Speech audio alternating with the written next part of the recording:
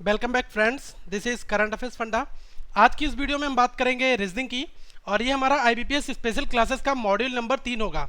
तो रीजनिंग के हमने 2 मॉड्यूल्स लॉन्च किए हैं और मैं आपको बताना चाहूँगा क्वांट के मॉड्यूल्स 6 आ चुके हैं और बाकी अभी आ रहे हैं धीरे धीरे। फाइन, तो एक एक मॉड्यूल हम अब तक जरूर लाएंगे। दूसरा मैं यहाँ पर बताना चाहूँगा इन मॉड्यूल्स को लाने का मेरा बेसिक मोटो क्या है। मैं चाहता हूँ कि प्रीलिम से पहले कुछ हम ऐसे टाइप के क्वेश्चंस को डिस्कस कर लें और जब प्रीलिम्स के एग्जाम्स कंप्लीट हो जाएं फिर हम मेंस के क्वेश्चंस को इन आईबीपीएस की स्पेशल क्लासेस के मॉड्यूल्स में डिस्कस करेंगे। फाइन, तो मैं आपसे यही कहना चाहूँगा आज की वीडियो में हम बात करेंगे स्ट्रेट लाइन पजल्स की और साथ में हम बात करेंगे सिलोगिज्म का एक पॉसिबिलिटी का क्वेश्चन है और एक सिंपल क्वेश्चन की। तो यहाँ पर 2 क्वेश्चन आपके सिलॉक्स के होंगे और यहाँ पर 5 क्वेश्चन जो होंगे वो आपके इस पजल से रिलेटेड होंगे। फाइन, तो देखो बेसिक मोटो क्या होना चाहिए कि हमें इतनी ज़्यादा प्रैक्टिस हो जाए कि एग्जाम्स में जो क्वेश्चन हमें मिलता है वो हमारा बनाया हुआ हो, तो हम वहाँ पर आसानी से उस क्वेश्चन को लगभग 1 से 2 मिनट में बना लेंगे अगर हमारा 5 नंबर का क्वेश्चन है तब।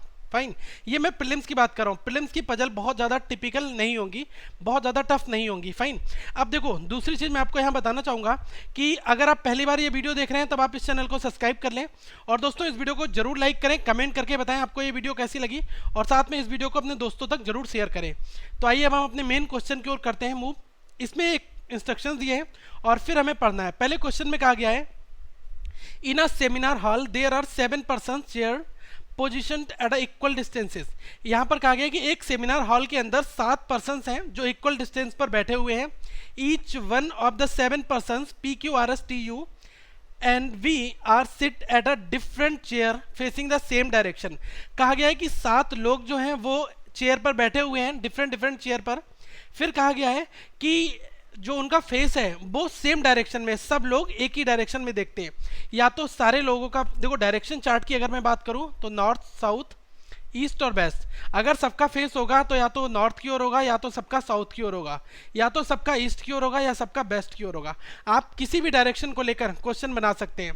देखो अगर चेयर आपको बनानी है, अगर आप चाहते हैं कि मैं नॉर्थ, साउथ, ईस्ट और वेस्ट कि सर नॉर्थ की ओर ना बनाकर मैं वेस्ट की ओर बनाना चाहता हूं, तो देखो आप अपनी टेबल को इस तरह से खड़ा करोगे और जो आपके पर्सन्स बैठेंगे वो इस तरह से बैठकर आएंगे बाद में और उन सबके फेस किधर होंगे, इस साइड में फेस होंगे।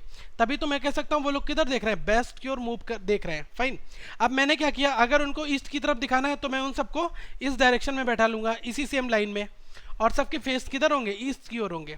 अगर मैंने सोचा कि नहीं मुझे ऐसे नहीं इनको बैठाना है, मुझे एक स्ट्रेट लाइन में बैठाना है, तो अगर सबके फेस ऊपर के लिए हैं तो वो किधर बैठे हैं, नॉर्थ की साइड में, लेकिन सबके फेस सेम डायरेक्शन में हैं। तो आप किसी भी डायरेक्शन को लेकर क्वेश्चन सॉल्व करो, आपका आंसर सेम आएगा। फाइन, तो मैं आपको बेटर बताऊंगा कि आप अगर ऐसा कुछ दिया हो तो आप नॉर्थ के लिए मान लिया करो क्योंकि यहाँ पर लेफ्ट और राइट लेने में आसानी होती है। तो मैं मान के चल रहा हूँ सबका फेस किधर है, नॉर्थ की डायरेक्शन में है। फाइन, तो स्टार्ट करते हैं क्वेश्चन की ओर। पहली कंडीशन में कहा गया है R has a equal number of persons on either side of him. इसमें कहा गया है कि आर जो जहां पर बैठेगा उसके दोनों साइड में इक्वल पर्सन्स होंगे। इसका मतलब क्या हुआ, मतलब ये हुआ कि आर जो है मिडिल साइड में, R is on the middle side. Fine, तो अगर मैं बात करता हूं इस स्ट्रेट लाइन की तो आर कहां पर बैठ जाएगा, आर हमारा मिडिल में बैठेगा और इसके इक्वल नंबर बैठेंगे राइट साइड में भी और यहाँ मैंने 3 बैठा दिए और इस साइड में भी मैंने 3 पर्सन्स को बैठा दिया, तो टोटल मेरे 7 पर्सन्स यहाँ पर अरेंज हो गए। ये आपको क्लू मिलता है, क्वेश्चंस को स्टार्ट करने का एक क्लू है जो कभी कभी पहले दे दिया जाता है, कभी कभी हमें लास्ट में दिया जाता है। फाइन, तो पहले पेशेंस रखना होता है, इन्फॉर्मेशन को ट्रेस करना होता है अपने डायग्राम में। सेकेंड कहा गया neither Q nor T is at the extreme ends. ना तो क्यू ना तो टी एक्सट्रीम एंड्स पर नहीं बैठेंगे, तो मैं कह सकता हूं कि क्यू और टी इन दोनों पॉइंट्स पर नहीं बैठेंगे, ना यहाँ टी बैठेगा ना यहाँ क्यू बैठेगा, ये दोनों यहाँ पर तो बिल्कुल भी नहीं बैठेंगे। फाइन, फिर क्या कहा गया है, फिर कहा गया है कि B is 4 places away to the right of S। अगर मैं S को यहाँ पर बैठालता हूँ, देखो इसका मतलब क्या हुआ, B is 4 places right of S। इसका दोस्तों सीधा सीधा मतलब ये हुआ कि अगर S यहाँ बैठा है तो B 4th प्लेस पर बैठा हुआ है। फाइन, तो यहाँ क्या हुआ, 1 2 3 और चौथे प्लेस पर कौन बैठा है, ये आपका B बैठा हुआ है। फाइन, अगर S यहाँ बैठा है तो इसके बाद आप 3 प्लेसेस छोड़ दो, 1 2 3 और जो चौथे प्लेस पर आपका बंदा बैठेगा वो कौन हो जाएगा, B हो जाएगा। फाइन, ये लाइन का मतलब ये है। ओके, तो देखो ऐसा भी हो सकता है कि S को हम कहाँ बैठा सकते हैं, S को हम एक बार यहाँ पर बैठा सकते हैं, एक बार किसी हम और जगह बैठा सकते हैं, फाइन। तो मुझे क्या करना है, पहले मैं ऐसा करने जा रहा हूँ कि यहाँ पर जब पॉसिबिलिटी आ गई है तो एक डायग्राम को और बना लेता हूँ, फाइन। तो आर मेरा यहाँ बैठा था, 3 पर्सन इधर थे और 3 पर्सन इधर थे। सबसे पहली बार में मैं कहाँ पर एस को यहाँ पर एक बार बैठा दे रहा हूँ, तो एस के 4th पोजिशन और फर्स्ट, सेकेंड, थर्ड और फोर्थ, यहाँ पर कौन बैठेगा, बी बैठेगा, लेकिन ये राइट में है। ओके, इसमें कहा गया ना कि B is 4 places away to the right of S. अगर राइट नहीं दिया होता तो ये दोनों शफल कर सकते थे, ये तो इधर हो सकता था या तो इधर हो सकता था, ठीक है, क्योंकि 4 प्लेसेस अवे तो किधर भी हो सकते हैं, लेकिन राइट साइड में आपको मूव करना है, किसके, एस के। ओके, दूसरी कंडीशन में मैंने एस को यहाँ पर रखा है और 1 2 3 4 यहाँ पर आपका बी आ जाएगा, फाइन। एस को यहाँ पर नहीं रख सकता, ओके। अगर मैंने एस को यहाँ पर रख दिया, फाइन, अगर आप एस को यहाँ पर रख दोगे तो देखो 4th प्लेसेस पर बैठाने की बारी आएगी, तो 1 2 3 4 यहाँ पर बैठ सकता है, लेकिन एक कंडीशन यहाँ पर और दी है। ये क्या कहा गया है, P is to the immediate right of R। अब R के इमीडिएट राइट में कौन बैठेगा, P बैठ जाएगा। इस वजह से मैंने S को यहाँ पर नहीं बैठाला। अगर मैं S को यहाँ पर बैठा लूंगा तो 1 2 3 4 इस प्लेस पर आपका B आएगा, लेकिन P ऑलरेडी बैठा हुआ है, फाइन। तो R के राइट साइड में कौन बैठा है, P बैठा हुआ है, ओके। तो इन चीज़ों का ध्यान रखना है, 1 2 3 4 यहाँ पर मुझे देखना पड़ेगा, क्योंकि यहाँ पर S का ये वाला डायरेक्शन देना होगा, फाइन।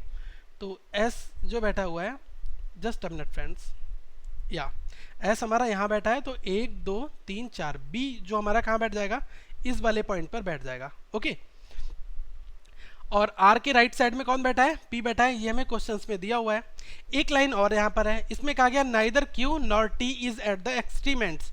क्यू और टी जो है वो यहाँ पर नहीं बैठेंगे और टी और क्यू यहाँ नहीं बैठेंगे। तो देखो टी और क्यू के 2 प्लेसेस कौन से हो सकते हैं, फाइन। तो सबसे पहले टी आपका यहाँ बैठ सकता है, क्यू भी यहाँ बैठ सकता है, लेकिन अगर मैंने टी को इधर बैठा दिया तो आपका क्यू फिर इधर बैठेगा, ओके, या तो क्यू इधर बैठेगा। लेकिन क्वेश्चन में सीधा कहा गया है कि क्यू और टू एक्सट्रीम एंड्स पर तो नहीं बैठ सकते, इनके लिए कोई ऐसे मुझे बीच के 2 प्लेसेस देखने होंगे। तो एक एक्सट्रीम एंड यहाँ पर खाली है और एक प्लेस आपका कहाँ पर खाली है, एक प्लेस आपका यहाँ पर खाली है, फाइन। तो इस केस में क्या है फ्रेंड्स, ये वाली पॉसिबिलिटी तो मेरी गलत हो गई, क्योंकि मुझे क्या करना है, अगर मैंने टी को इधर बैठा दिया तो क्यू मुझे इधर बैठाना होगा, अगर मैंने क्यू को इधर बैठा दिया तो टी मुझे इधर। तो इस वजह से मेरा ये वाला जो है ये गलत हो जाएगा, फाइन। इसको मैंने कट कर दिया। अब आ जाओ इधर देखते हैं कि टी और क्यू आपके किधर बैठ सकते हैं। देखो यहाँ पर एक प्लेस ये खाली है और एक प्लेस ये और एक प्लेस ये, लेकिन 2 प्लेस मिडिल के खाली है, तो टी इधर बैठ सकता है और क्यू इधर बैठ सकता है। एक ऐसी चांसेस है, एक चांसेस ये है कि दोस्तों की क्यू इधर बैठ जाए और टी इधर बैठ जाए, क्योंकि मुझे इनकी कंफर्म प्लेसेस नहीं मालूम है।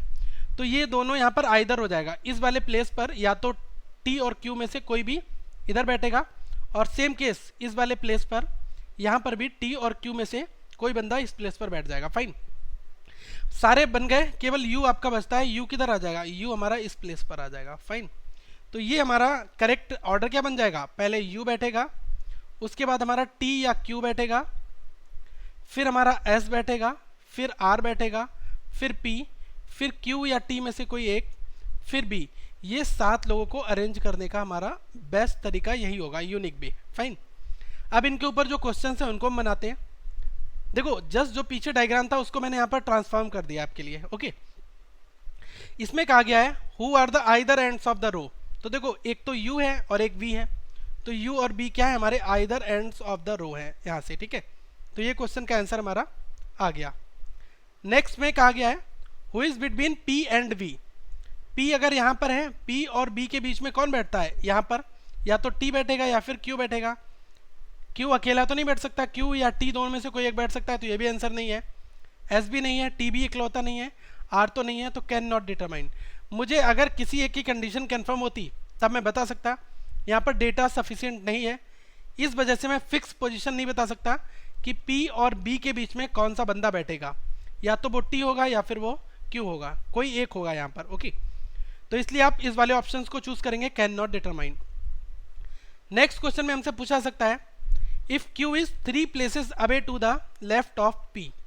मतलब कहा गया है कि पी के, अगर पी हमारा यहाँ पर बैठा हुआ है तो पी के लेफ्ट में, ओके, कहा गया है पी के लेफ्ट में 3 प्लेसेस क्यू बैठा है, तो 1 2 3 यहाँ पर फिर आपका क्यू बैठा हुआ है, ऐसा कहा गया है। तो दोस्तों जब क्यू इधर बैठ जाएगा तो बाय डिफॉल्ट टी इधर आ जाएगा, क्योंकि Q और T में से कोई एक बंदा बैठा है। ये कंडीशन केवल इस क्वेश्चन के लिए एप्लीकेबल होगी। फिर कहा है who is to the immediate right of P।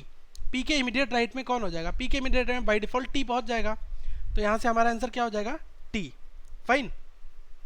Next question fourth में हम बात करते हैं। इसमें कहा है who is between S and P। S और P के बीच में कौन बैठेगा? देखो S और P के बीच में मिडिल टर्म वाला बैठेगा। मिडिल टर्म कौन है? R है।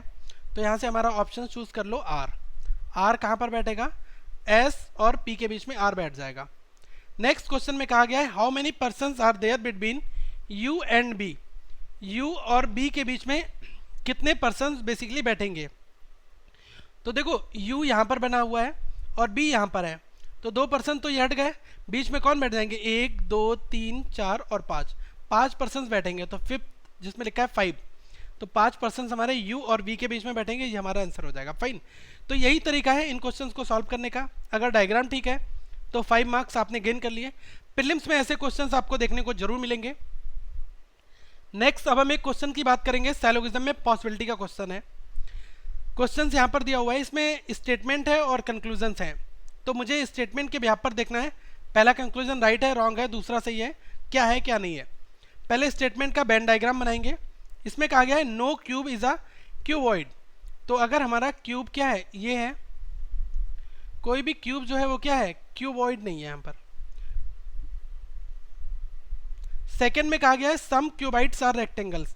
तो क्यूबाइड ये है और कुछ क्यूबाइड का पार्ट क्या है? रेक्टेंगल है। फिर कहा गया है ऑल स्क्वायर्स आर क्यूब। सारे के सारे स्क्वायर जो हैं वो किसके अंदर आएंगे? क्यूब के अंदर आएंगे। तो यहाँ पर आपका स्क्वायर आ गया क्यूब के अंदर। फाइन। ये हमने क्या बना लिया? जनरल डायग्राम बना लिया। अब पहला कंक्लूजन कहता है no cuboid is a square, कि कोई भी क्यूबॉइड जो है वो स्क्वायर भी नहीं होगा। अब आपको मैं बता दूं, जब क्यूब पूरा का पूरा क्यूब जो है ये वाला सर्किल, अगर ये क्यूबॉइड नहीं है तो इस क्यूब के अंदर जितने भी एलिमेंट्स होंगे वो सारे के सारे क्यूबॉइड नहीं होंगे। ओके, ये चीज़ बिल्कुल सही कही गई है और यही स्टेटमेंट में कहा है। इसमें कहा गया है no cuboid is a square. तो जब सारे के सारे क्यूब जो है वो क्यूबॉइड नहीं है तो क्यूब के अंदर का पार्ट भी नहीं होगा। तो यहाँ पर ये बात बिल्कुल सही कही गई है और ये क्या होगी? फॉलो होगी। फिर सेकंड में कहा है all cubes being rectangle is a possibility. अब देखो इस जनरल डायग्राम को हमें पॉसिबल डायग्राम में कन्वर्ट करना होगा। इसमें कहा गया all cubes being rectangle is a possibility. तो देखो पहले क्या कहा गया था? पहले कहा गया था कि कोई भी क्यूब जो है वो क्या है? आपका क्यूबॉइड नहीं है, क्यूबॉइड नहीं है। फिर कहा गया कि सारे के सारे स्क्वायर जो हैं वो क्या है? क्यूबॉइड है। फिर कहा गया क्यूबॉइड सारे के सारे स्क्वायर किसके अंदर है? क्यूब के अंदर है। ये कहा गया ना ऑल स्क्वायर्स आर क्यूब्स। एक चीज और कही गई थी कि सम क्यूबाइड्स आर रेक्टेंगल्स। तो कुछ क्यूबाइड जो है वो रेक्टेंगल थे। तो देखो यहाँ पर कहा गया कि all cubes being rectangle is a possibility. मैं क्या कर रहा हूँ? ये बड़े वाले गोले के अंदर किसको कवर कर दे रहा हूँ? ये वाला मैं रेक्टेंगल का बना दे रहा हूँ और इस रेक्टेंगल के अंदर सबको कवर कर दिया। देखो जहाँ पर मैं आपको बता दूँ ऑल का रिलेशन होता है उसके अंदर आपका सम का रिलेशन तो एग्जिस्ट करता ही करता है। अगर मैंने यहाँ पर कह दिया ऑल ए आर बी तो क्या हो जाएगा? आपका सम ए आर बी ये एग्जिस्ट करेगा ही करेगा। फाइन। तो ऑल के अंदर सम होता है, ये बाय डिफॉल्ट मान के चलो आप। तो सॉरी फ्रेंड्स।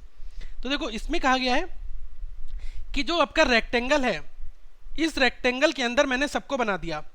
फिर यही तो हो गया, रेक्टेंगल के अंदर आपका क्यूब भी आ गया और स्क्वायर भी आ गया। इससे मुझे स्टेटमेंट पर कोई इफेक्ट नहीं हुआ। मैं इस कॉन्सेप्ट को आपको इसलिए बताना चाह रहा हूं क्योंकि लोग कंफ्यूज हो जाते हैं और पॉसिबिलिटी के डायग्राम्स को बनाते टाइम पर थोड़ा सा हिचकिचाते हैं। पॉसिबिलिटी के डायग्राम को आप कितना भी एक्सपेंड कर दो, इट डजेंट मैटर, लेकिन आपके स्टेटमेंट कभी भी वायलेट नहीं होने चाहिए। फाइन। स्टेटमेंट को अगर आपने वायलेट कर दिया तो फिर आपका पॉसिबिलिटी का डायग्राम गलत हो जाएगा। फाइन। तो देखो मैंने क्या किया, क्यूबाइड का कुछ पार्ट रेक्टेंगल था मैंने, लेकिन पूरे के पूरे क्यूबाइड को किसमें? रेक्टेंगल के अंदर डाल दिया। तो बाय डिफॉल्ट जब ऑल क्यूबाइड और रेक्टेंगल यहाँ हो गया तो सम क्यूबाइड और रेक्टेंगल तो होगा ही होगा। इसीलिए मुझे बताना था कि ऑल के अंदर सम एग्जिस्ट करता है, ये बात आप समझ लो। फाइन। इसके ऊपर क्वेश्चंस बनाओ, आपसे क्वेश्चन सारे ठीक बनेंगे। फाइन। तो सेकंड वाला क्या है हमारा? फॉलो होगा। और इस हिसाब से क्या हम कह सकते हैं? Both follow. दो के दोनों क्या है? फॉलो। जो हमारे 5 ऑप्शंस होंगे उसको हम देखकर यहाँ से सॉल्व कर लेंगे। अब नेक्स्ट बात करते हैं क्वेश्चन नंबर 2 की। क्वेश्चन नंबर 2 में देखो कुछ चीज़ें कही गई हैं। इस जो स्टेटमेंट है सेम था, तो मैंने स्टेटमेंट का डायग्राम यहाँ पर बना दिया आपके लिए। इसमें कहा गया है कंक्लूजन दिए हैं। फिर पहला कंक्लूजन दिया गया है कि no rectangle is a square, कोई भी रेक्टेंगल जो है वो स्क्वायर नहीं होगा। तो देखो रेक्टेंगल जो है वो स्क्वायर हो भी सकता है और नहीं भी हो सकता, इस चीज़ की पॉसिबिलिटी है, लेकिन कंफर्म मैं यहाँ से नहीं कह सकता क्योंकि रेक्टेंगल और स्क्वायर के बीच में कोई डायरेक्ट रिलेशन मुझे स्टेटमेंट में नहीं दिया। तो ये जनरल डायग्राम के बिहाफ पर मैं क्या कह सकता हूँ, पहला वाला कंक्लूजन हमारा क्या है, अनफॉलो हो जाएगा। क्यों? क्योंकि रेक्टेंगल के अंदर स्क्वायर हो भी सकता है और नहीं भी हो सकता, डायरेक्ट रिलेशन यहाँ नहीं दिया है। जब भी कभी डाउटफुल कंडीशन हो तो आप 100% वहाँ पर अनफॉलो कर दो। तो पहला अनफॉलो हुआ। दूसरे में कहा है no cube is a rectangle, कोई भी क्यूब जो है वो भी आपका रेक्टेंगल नहीं होगा। तो देखो ऐसा भी मुझे डायरेक्टली स्टेटमेंट से नहीं निकल के आ पाएगा ये चीज़, क्योंकि डायरेक्ट रिलेशन नहीं दिया है। अगर इस चीज़ की पॉसिबिलिटी कही जाए no cube is a rectangle is being a possibility, fine, या कहा जाए some cubes are rectangle is being a possibility, तो इस चीज़ की पॉसिबिलिटी हो सकती है। लेकिन डायरेक्ट रिलेशन यहाँ से मैं नहीं कह सकता कि no cube is a rectangle, की कोई भी क्यूब जो है वो रेक्टेंगल भी नहीं होगा। कुछ क्यूब हमारे रेक्टेंगल हो भी सकते हैं, फाइन, और कुछ नहीं भी हो सकते। तो यहाँ पर डाउटफुल सिचुएशन है। इस डाउटफुल सिचुएशन की वजह से ये क्या हो जाएगा, अनफॉलो हो जाएगा, और दोनों गलत हो गए। देखो पहले में नो रेक्टेंगल स्क्वायर दिया था और इसमें क्यूब और रेक्टेंगल दिया है, सब्जेक्ट और प्रेडिकेट सेम भी नहीं है, तो मैं आइदर और सोच भी नहीं सकता, और वैसे भी नो प्लस नो के साथ तो आइदर और लगता भी नहीं है, फाइन। आइदर और के लिए मेरी सिलोगिज्म की वीडियोस आप देख लें, लगभग 50,000 से ज़्यादा लोगों ने वो वीडियोस देखी हैं, और मैं आपसे यही चाहूँगा, वहाँ पर 5 पार्ट हमने हिंदी में बनाए हैं और 5 पार्ट हमने इंग्लिश में बनाए हैं, तो आपके बेसिक कंसेप्ट वहाँ से क्लियर हो जाएंगे, फाइन। तो आप सर्च करें करंट अफेयर्स फंडा सिलोगिज्म के नाम से, यूट्यूब पर आपको सारी वीडियो लाइन से आ जाएंगी, fine. So thank for watching this video, have a good day friends. और मैं आपसे एक बात कहना चाहूँगा, आप इस वीडियो को लाइक करें, कमेंट करके बताएं आपको ये वीडियो कैसी लगी, और दोस्तों इस वीडियो को जरूर शेयर करें ताकि आपके वो दोस्त जिन तक ये कॉन्सेप्ट नहीं पहुँच पा रहे हैं और वो कोचिंग भी नहीं अफोर्ड कर सकते, तो उन तक ये वीडियो पहुंच सके। दूसरी चीज़ मैं आपको बताना चाहूँगा, आप इस चैनल को सब्सक्राइब कर लें और ज़्यादा से ज़्यादा लोगों को बताएं इस चैनल के बारे में, ताकि वो लोग भी इस चैनल पर एडवांटेज ले सकें, और साथ में अभी इस चैनल को सब्सक्राइब कर लें। दूसरी चीज़, हमारे फेसबुक पेज पर आप क्वेश्चंस डाल सकते हैं और फेसबुक ग्रुप में आप क्वेश्चंस पूछिए, आपको यहाँ पर तुरंत सॉल्यूशन मिल जाएगा। फेसबुक पर हमारी डेली क्विज आती है, उनको आप प्ले करिए, और अगर आपका कोई भी डाउट है, कोई भी क्वेश्चन आपसे सॉल्व नहीं हो रहा है, तो आप इस ग्रुप में क्वेश्चन पूछ सकते हैं। अभी मैं आपको बताना चाहूँगा, हमारे फेसबुक के ग्रुप में लगभग 19,000 लोग हैं, और ये सारे लोग आपकी हेल्प कर सकते हैं अगर आप यहाँ पर इस ग्रुप को ज्वाइन करते हैं, ठीक है। दूसरी चीज़ दोस्तों, हमारी 450 से ज़्यादा वीडियोस हैं, कंप्लीट प्लेलिस्ट है, आप उन वीडियोस को भी देखें। So thank for watching this video, have a good day.